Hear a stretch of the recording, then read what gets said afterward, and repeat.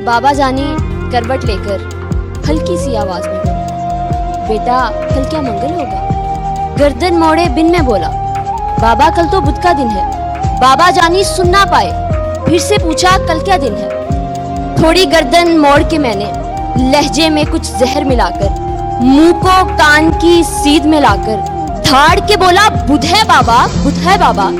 आंखों में दो मोती जमे, सूखे से दो होंठ भी लर्जे, लहजे में कुछ शहद मिलाकर बाबा बोले, बैठो बेटा, छोड़ो दिन को दिन है पूरे, मुझ में तेरा हिस्सा सुन लो, बचपन का एक किस्सा सुन लो।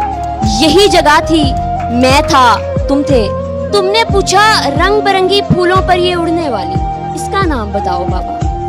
गाल पे बोसा देखकर मैंने प्यार से बोला, तितली बेटा। तुमने फिर पूछा क्या बाबा? मैं बोला, तितली बेटा। तितली तितली कहते सुनते 1 महीना पूरा गुजरा।